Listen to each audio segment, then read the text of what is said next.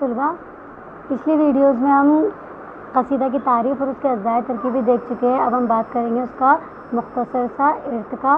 تو اردو میں تقریباً ہر اصناف شاعری یا اردو ادب کی جو شروعات مانی جاتی ہے وہ دکن سے مانی جاتی ہے، کیونکہ جو دکن تھا اس میں 735 میں سب سے پہلے جو مسلم بادشاہ محمد بن قاسم آیا تھا وہاں سے اس کی روایت کو مانا جاتا ہے۔ تو اردو میں قصیدہ نگاری کا آغاز خطہ دکن میں ہوا۔ سلاطین بہمنی میں مشتاق اور لطفی نامی شاعروں نے قصیدہ گوئی کو رواج دیا۔ گولکنڈہ کے سلطان اور اردو کے پہلے صاحب دیوان شاعر محمد قلی قطب شاہ، جن کو صاحب دیوان شاعر اس لیے کہا جاتا ہے کیونکہ اردو میں سب سے پہلا دیوان جو شائع ہوا تھا وہ قلی قطب شاہ کا ہی ہوا تھا۔ اس کے بعد مانی اور ان کے جانشین سلطان قطب شاہ کے علاوہ نصرتی، غواصی، ابن نشاطی، مقیمی، رستمی اور ولی جیسے باکمال شاعر نے قصیدہ گوئی کی روایت کو آگے بڑھایا ہے۔ لکھنؤ میں انشا اور مصحفی نے قصیدہ نگاری کو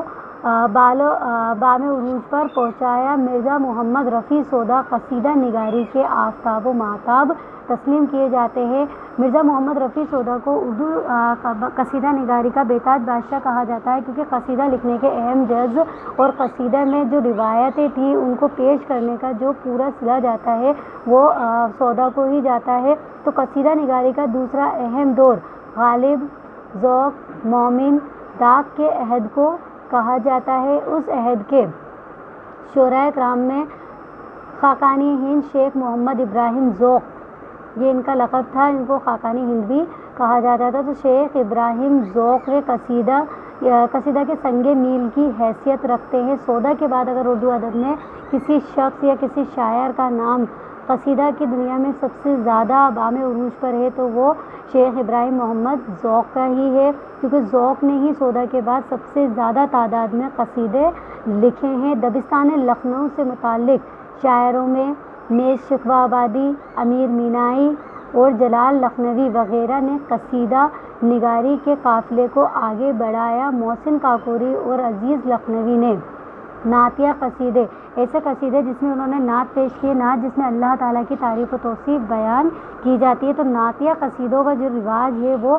عزیز لکھنوی اور محسن کاکوری سے مانا جاتا ہے۔ اس کے ذریعے اردو میں قصیدہ نگاری کو نئی آب و تاب بخشی۔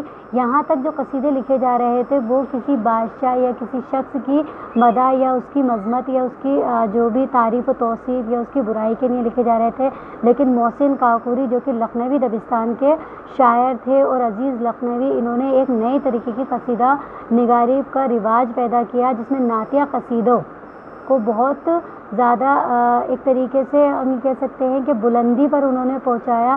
تو یہاں سے ایک نئے قصیدوں کی تاریخ یا تعبیر جو پیدا ہوئی۔ قصیدہ نگاری چونکہ درباروں اور ریاستوں سے وابستہ تھی، اس لیے راجہ رجواڑوں اور بادشاہوں، نوابوں اور رئیسوں کے خاتمے کے ساتھ ہی اس صنف کا بھی زوال ہو گیا، کیونکہ جو اردو قصیدہ نگاری تھی وہ بادشاہوں کے دور میں ہی لکھی جاتی تھی، بادشاہوں کی ہی تعریف اور توصیف اس میں بیان کی جاتی تھی، ان کے لیے ہی سلامتی یا ان کے لیے ہی جو بھی مذمتیں تھیں وہ سب پیش کی جاتی تھی۔ تو جیسے ہی بادشاہی دور کا یا حکومتی کا جو دور تھا وہ زوال کے قریب آیا، ویسے ویسے اس صنف کا بھی زوال ہوتا چلا گیا۔ اب اس کی حیثیت قصہ یا جس طریقے سے ہم قصے بیان کرتے ہیں اس کے علاوہ اور کچھ نہیں ہے، لیکن اس کو انکار نہیں کیا جا سکتا کہ علم و ادب و فنون و لطیفہ کو فروغ میں قصیدہ نگاری کو حیثیت اور مضبوط کڑی جیسی رہی ہے۔ چونکہ قصیدہ سے ہی اردو غزل روایت میں آئی ہے، تو قصیدہ اردو ادب کے لیے ایک باکمال صنف کی حیثیت ہمیشہ رکھے گا۔